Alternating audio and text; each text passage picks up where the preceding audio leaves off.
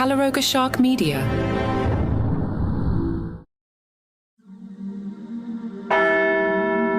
The Vatican's postal service launched its inaugural stamp collection, honouring Pope Leo, featuring a special commemorative cancellation that displays a sketch of the pontiff waving to gatherings in St. Peter's Square.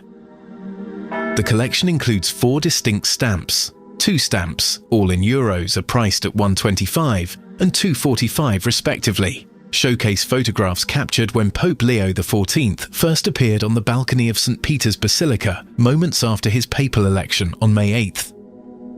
The remaining pair of stamps, valued at $1.30 and $3.20, present intimate portraits of the Holy Father from May 9th, when he conducted Mass within the Sistine Chapel alongside the College of Cardinals. This is white smoke. Vatican postal authorities announced they would produce 390,000 copies of these commemorative stamps. Each stamp bears the papal name inscribed in Latin at the top, reading Leone PP the 14th, with smaller text along the margins stating Anno ISP 2025, indicating that 2025 marks the inaugural year of his papacy. These historic stamps commemorate the beginning of Pope Leo the Fourteenth's reign and provide collectors worldwide with tangible mementos from this significant moment in church history. In a significant ceremonial moment on Sunday, Pope Leo the Fourteenth proclaimed his identity as a Roman, marking a symbolic milestone in formally embracing his duties as the Bishop of Rome, one of the pontiff's numerous ecclesiastical titles.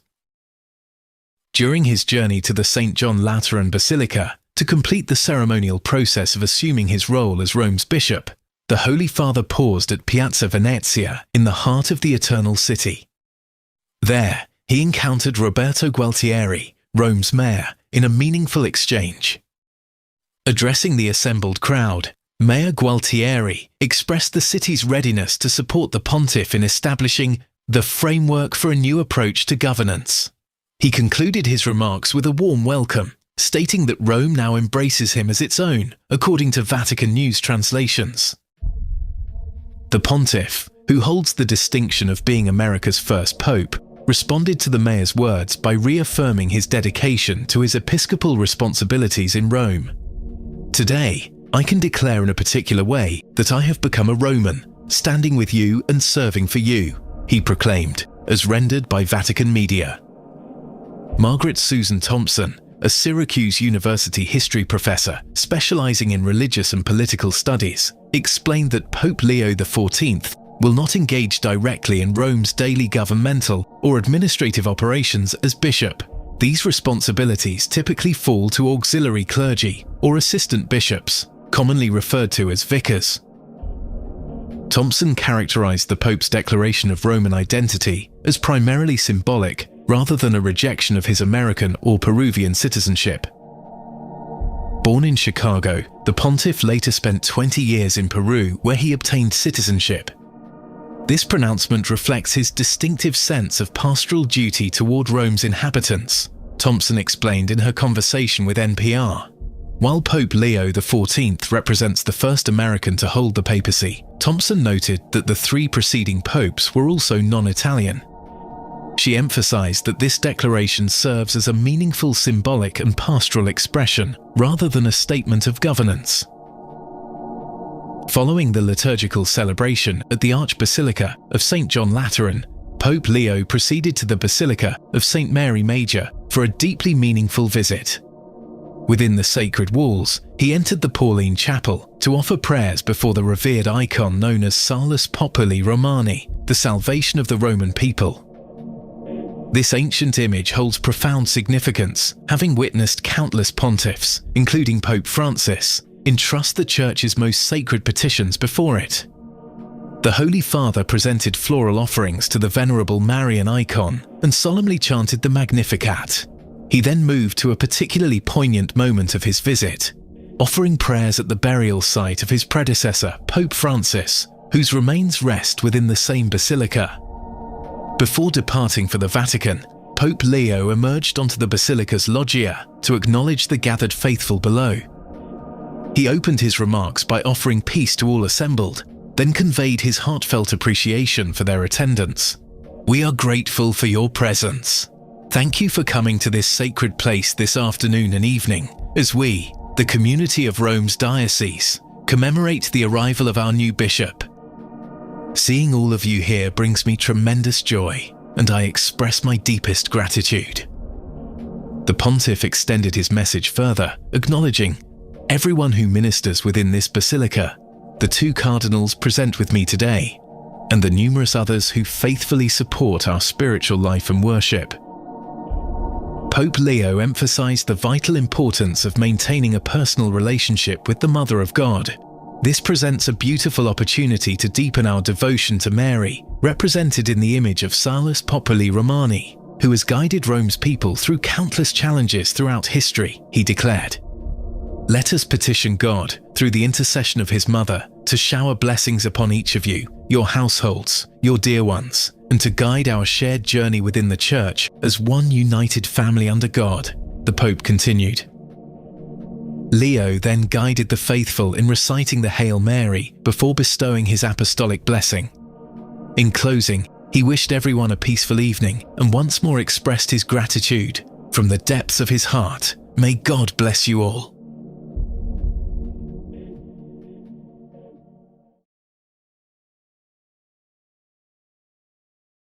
During a private meeting with Pope Leo the Fourteenth on May 16th, Major Archbishop Sviatoslav Shevchuk, leader of the Ukrainian Greek Catholic Church, extended an invitation for the Pope to visit Ukraine, offering solace to a nation exhausted by conflict. "I conveyed to him our comfort whenever the pontiff speaks of our situation," Archbishop Shevchuk explained. "Confronting a world that overlooks us, amid campaigns denying our very existence, the Pope enables our visibility." Archbishop Shevchuk shared these reflections during a 40-minute conversation with the Register following his encounter with the Holy Father.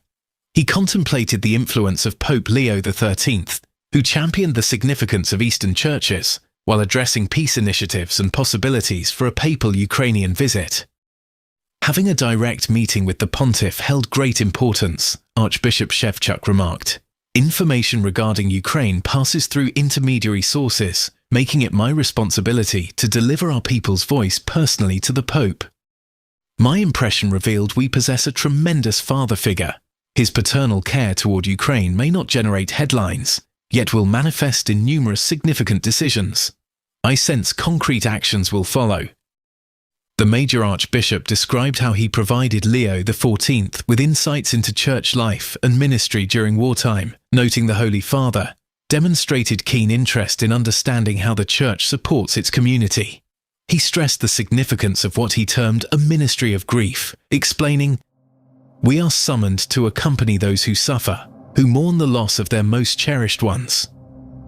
Archbishop Shevchuk observed that every small gesture the Pope extends toward Ukrainian people immediately becomes healing, referencing the Regina Coeli address on May 11th, when the Pope mentioned Ukraine and advocated for enduring peace.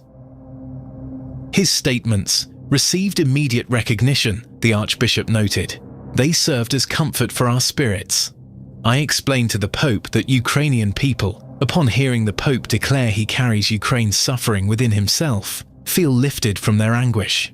We exist facing those who claim we lack the right to exist, who assert Ukraine doesn't exist and represents merely an ideological creation.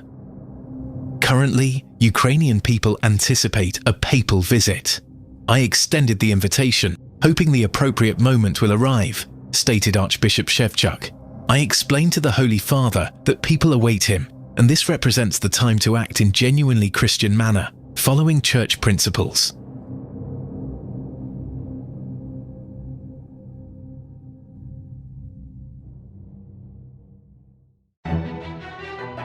There's always something brewing behind palace walls, whether it's Prince Harry and Meghan Markle making headlines from afar, or Prince William and Princess Catherine quietly preparing for the future throne. I'm Mark Francis, and on Palace Intrigue, we cover every twist, turn, whisper and wink.